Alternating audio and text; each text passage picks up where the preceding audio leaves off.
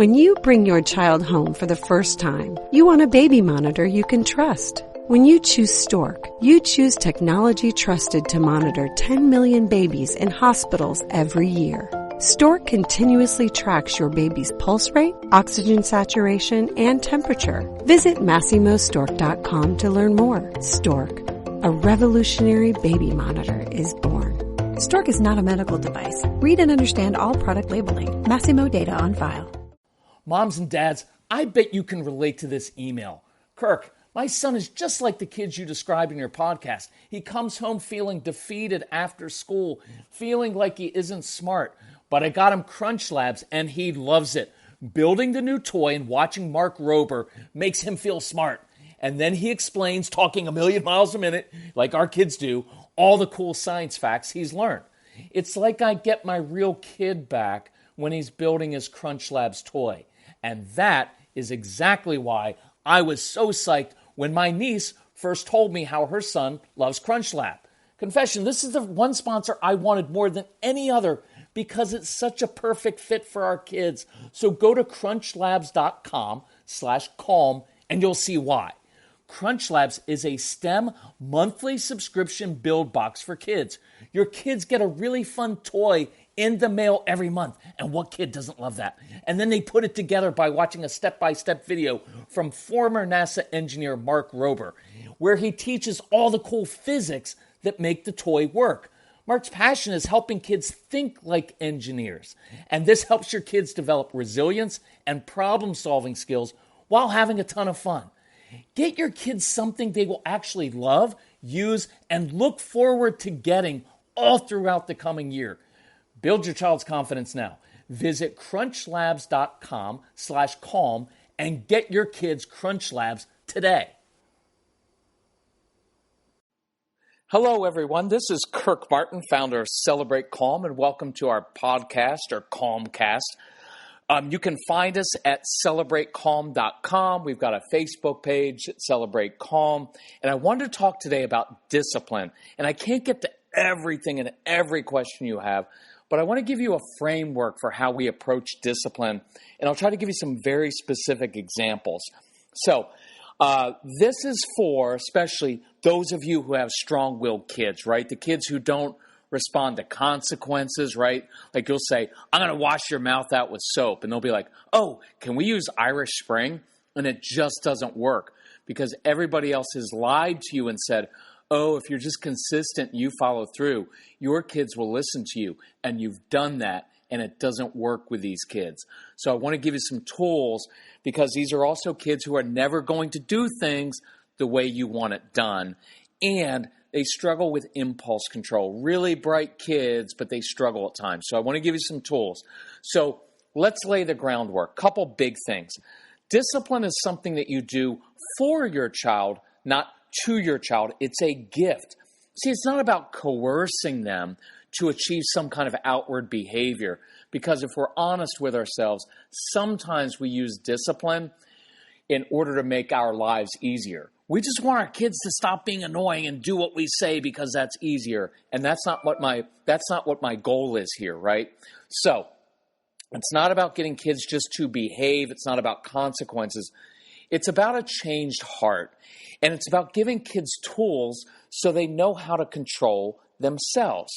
And I always ask 3 questions whenever I discipline a child. Number 1, am I teaching the child something? See, discipline literally means to teach. Doesn't mean to punish, doesn't mean to take away things. It means to teach. And see, sending a child to his bedroom is fine, but it doesn't teach him anything. Now, you can say, well, I'm teaching him that what he did was wrong. Well, your kids already know that what they're doing is wrong, and that's why they lie. So if you have kids who lie, know that it's not that big of a deal. It's just them trying to get out of the consequence. It's a very normal thing for kids to do. The lying isn't the issue. It's the fact that they didn't have the tools or the impulse control in the first place to do what you told them to do. So they get in trouble and now they lie. Hope that makes sense. Second question. Am I showing the child a different way to do it next time? Because if we don't show them how to do it differently next time, the pattern will repeat itself. And you've seen this, haven't you? Your child continually does something wrong again and again and again and again, no matter what consequence you give. And number 3, am I building my relationship with my child? Because we often miss that. I believe that good discipline will always lead to a closer, more trusting relationship with your child. Now, many of us who are very kind of old school or older, I had a career military dad. And so he would discipline his 4 sons, but it was basically fear and intimidation. And none of us had a good, healthy relationship with my father. And I want to break that pattern in your home so that your kids know you're firm, you're tough, you don't take any stuff, but you have a close, trusting relationship with them, because I want your kids to be able to come to you when they have issues, but they won't if all you ever do is kind of yell and scream and bark consequences. Which leads me to point number 3, which is in order for your children to be disciplined, mom, dad, you have to be disciplined. You have to have self-discipline.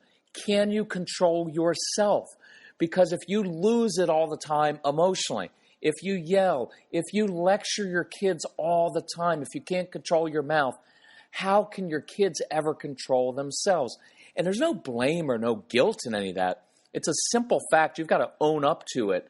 The fact that you're the leader in the home and you're the adult. And if the mom or the dad loses it and can't control himself or herself, it's unreasonable to ask your child to control himself. So you've got to work on yourself. And you'll hear as you listen to our podcast, read our newsletters at Celebrate Calm, our blog posts, you'll find one of our biggest principles is this: there's only one person in life that you can control, and that's yourself. And the quickest way to change your child's behavior is to first control your own. And I'll cover that a lot in other places. We've got a 30 Days to Calm program to help frustrated, freakish parents like you and I to calm ourselves down. But that's a big part of it. So let's go to another big point, and it's this. When I was a young dad, I thought that my job was to be the chief disciplinarian in the home.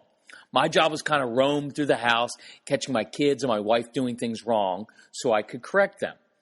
And one day I got it in my head, what if my job, instead of being the chief disciplinarian, is to be the chief source of wisdom? What if my kids, think about this, what if your kids, instead of just needing to be disciplined, what if they need some wisdom? To be shown a different way to make choices. See, it takes it all out of all that drama and harshness into, son, you know what? You just made a bad choice. It doesn't throw me. I've seen it before. I've done it before myself. I'm not interested in sending you to your bedroom. But look, if you want to grab the soccer ball and come outside, I'll kick the soccer ball around and I'll teach you how to make a different choice next time. Because listen, my assumption is you don't want to lose all your stuff all the time. See the tone in that? It goes from, I have to enforce consequences, which is important, to, I'm here as an advocate, I'm here as a coach, I'm going to show you how to do it in a different way. I'm not upset at you, I'm not mad at you, I'm not going to create a lot of drama with discipline. I just want you to know that's inappropriate, but I'm going to show you a different way. So let's go through a few tools. And again, this isn't exhaustive, but it'll give you a good example. So let's say this is younger kids, right? So over the course of a decade, we had about 1,500 kids with all kinds of issues, strong-willed kids, just come through our home. And we'd have them 10 to 15 kids at a time in our home because I wanted to be able to control the environment and teach kids in everyday situations how to control their emotions and impulses. So one day, kids are all sitting on the floor. They've got their Legos. They're building because kids love that. One little boy walks over to another boy, stands over him, pushes him, and steals the kid's Legos. Now, probably happens in your home. Kids fighting, can't control themselves. And so I've got 2 options there. And typically we'll say, you know what? You can't do that to your brother. Stop hitting. Go to your room right now. Go to the corner, whatever it is. And one day I said, hey, here's the deal. I can give you a consequence, or we can play rewind and replay. That's what this is called, rewind and replay. And this is, again, little kids. They love when you make things a game. So here's how it worked. I had the kid rewind the situation, which means he had to walk backwards out of my living room. Kids love physical stuff. If you blindfold them and make them walk backwards so there's a chance they'll fall down the stairs, they will love it because they are risk takers. Anyway, so now I've got the kid. I'm like, dude, I know what you want. You want his Legos because his are really cool, but how you just handled that is going to get you beat up sometime. So not going to work.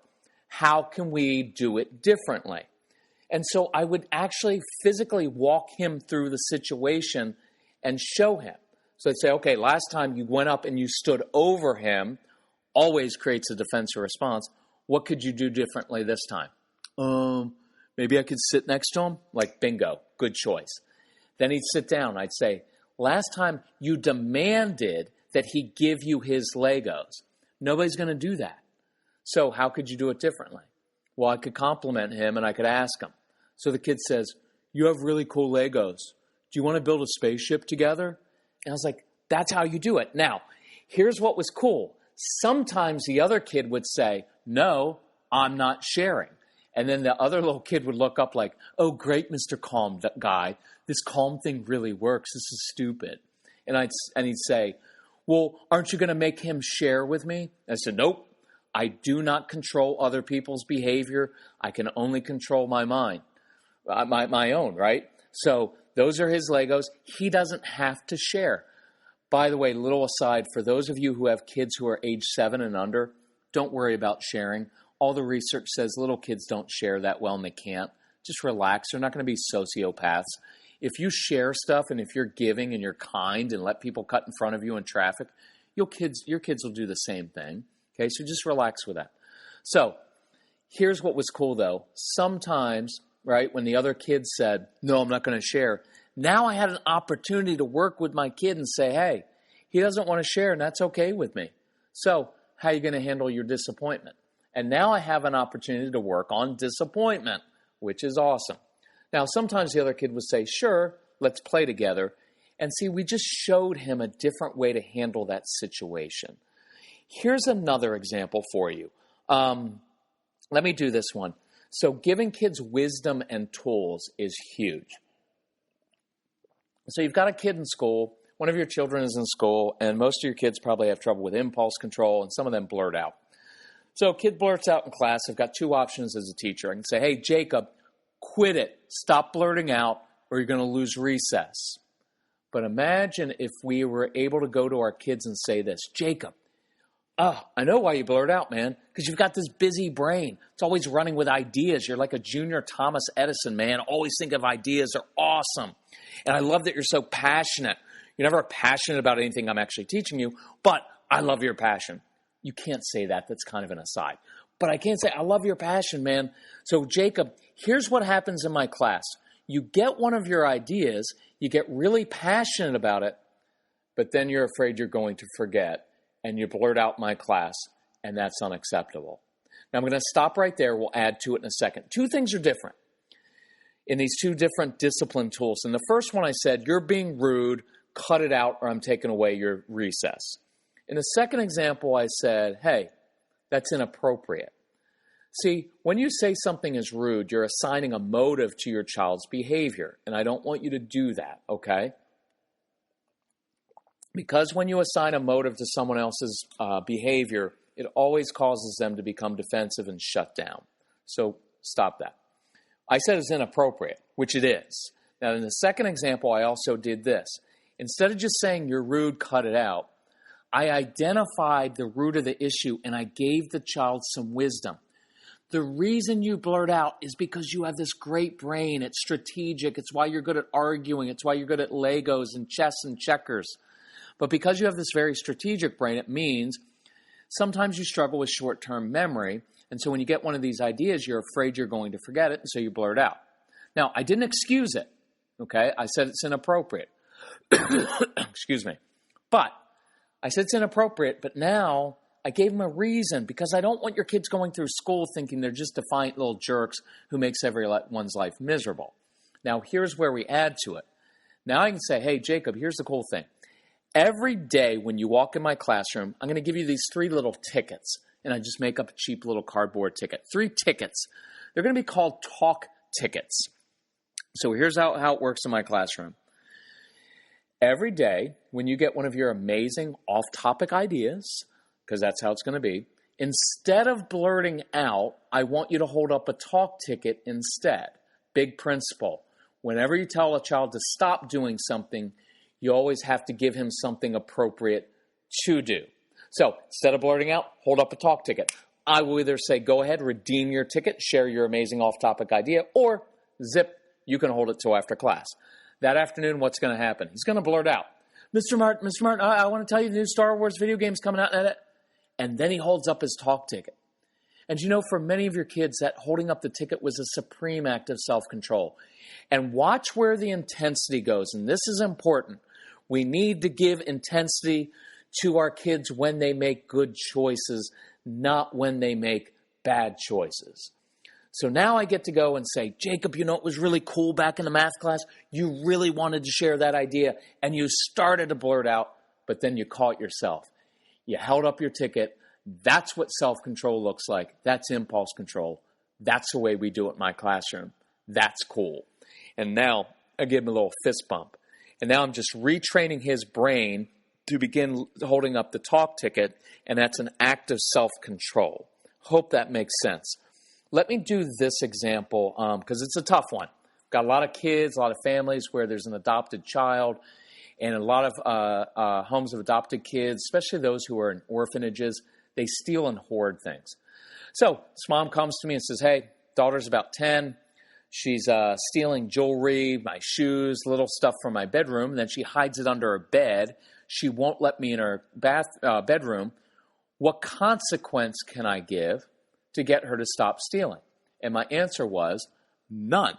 Because if there was a consequence, you would have figured it out already. It's not a consequence issue. So let's look at a different way to deal with this. So I advised the mom and said, Mom, do this because your daughter's already defensive. She knows what she's doing is wrong. So knock on her bedroom door one day because I like knocking, like respecting her space. And when she lets you in, go in and lie down on the bedroom floor. Don't stand over her in the doorway. Just lie down on the floor. 1, it'll freak your daughter out. And 2, creates a whole different environment. And while you talk, say this. Say, honey, you know what? I can imagine, because it's a great phrase. I can imagine it must be scary being 10. It must be scary being 10 and finding yourself taking things from my room and stealing, because I know you know that's wrong. By the way, that's a fantastic phrase to use with your kids. I know you know that's wrong, right? Rather than, what were you thinking? How many times do I have to tell you?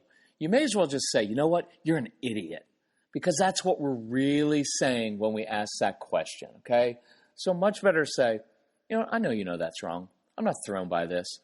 So listen, here's where my heart is for you is that I know that you struggle with taking things from my room, and I'm not concerned about my stuff, okay? What I'm concerned about is your heart and about your sense of peace, because I know that when you take something from my room, then your brain and heart have to kick in. Where am I going to hide it? How do I get away without my mom finding it?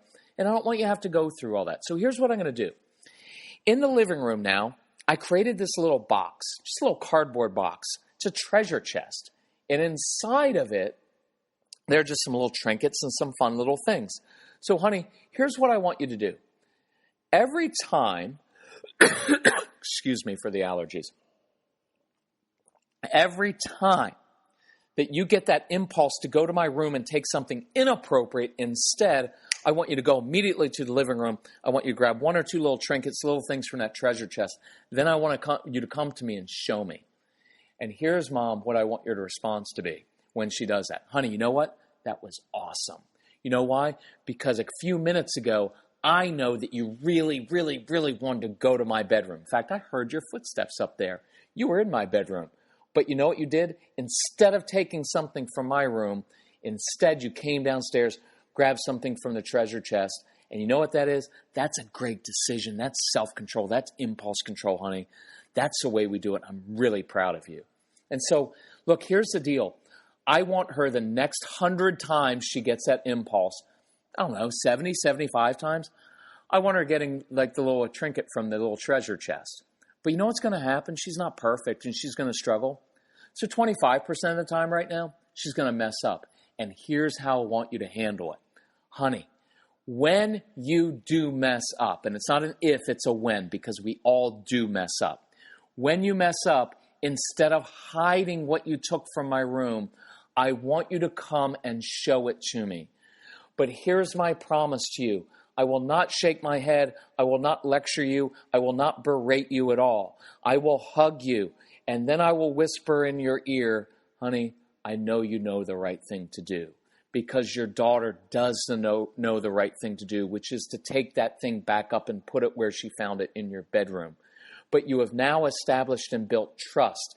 And now when she messes up, she knows I can trust my mom, I can trust my dad, because they're not just going to lecture and berate me, they're going to help me. And this is critically important because as your kids get in their teenage years and they're facing really tough stuff that we never faced as a kid, they can't trust you, they're going to tell their teenage friends and ask them for help. But I want your kids coming to you and saying, Mom, Dad, I'm really struggling with some tough issues, and I know you're going to be disappointed in the choice that I made, but I need your help to get out of this.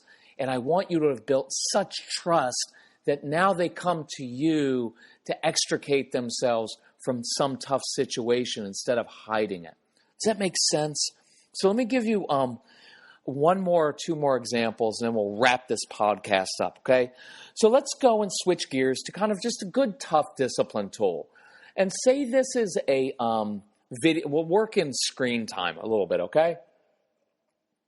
So you tell your kids, say you have 2 kids, and you go, guys, here's the deal. This afternoon, I'm giving you 27 minutes to play your video games. Now, of course, I'm giving you that time. It's not a right. It's not enshrined in the Constitution. You don't have a right to have screens.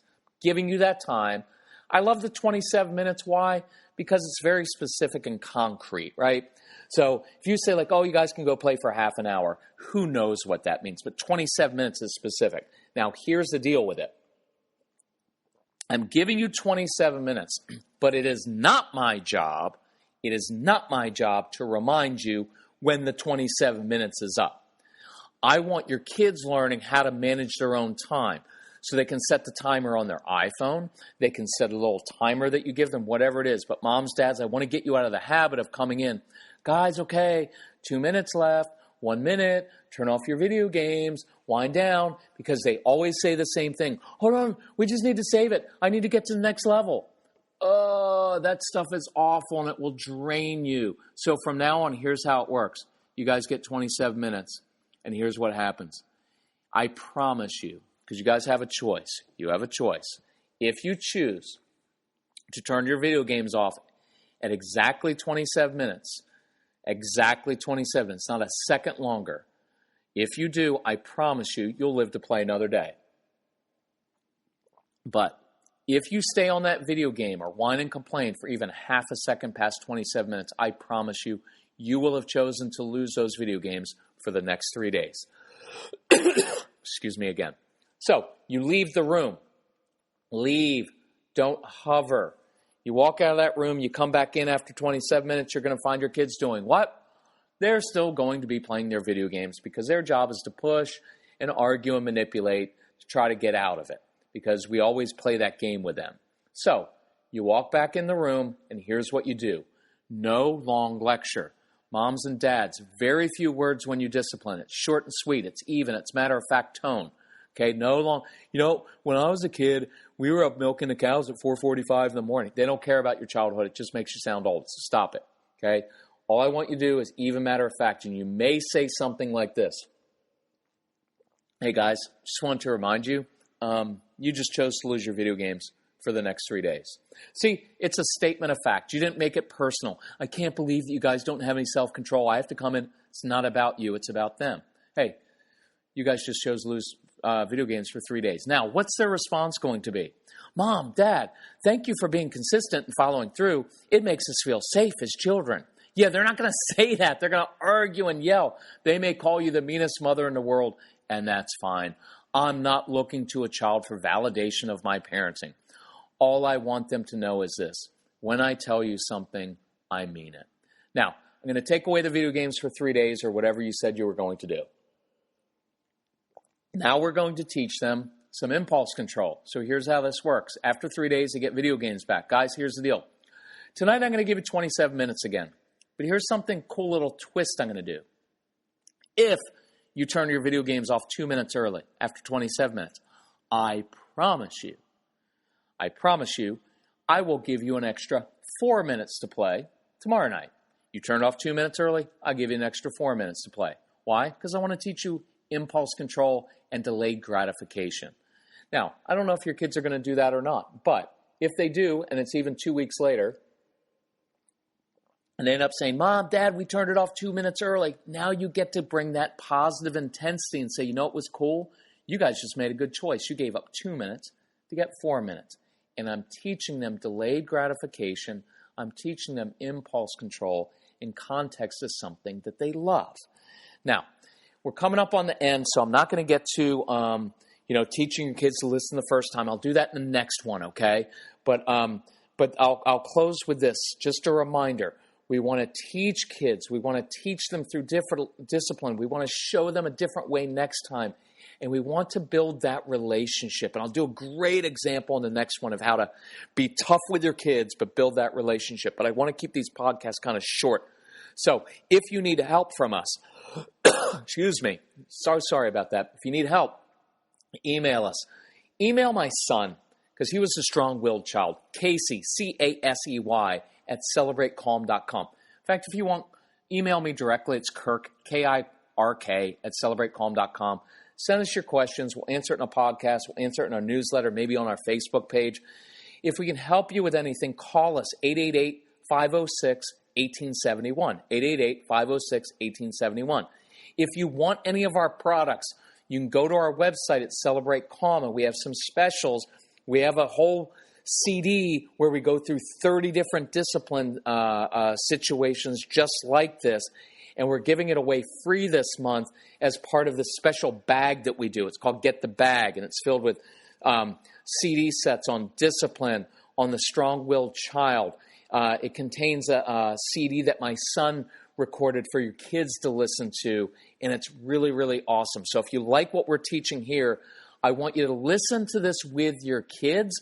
I want your kids to listen to our CDs or our podcasts themselves, and I want your spouse listening so everybody's on the same page. But anyway, we love you very much. If we can help you with your family, we know it's frustrating as a mom and dad, but listen, if you're listening to a parenting podcast, you know what that makes you? It makes you a great mom and a great dad. You know why? Because really good parents don't listen to podcasts on parenting. They're out there watching Jerry Springer. So thanks for investing in your kids. Let us know how we can help you. Love you all. Bye-bye.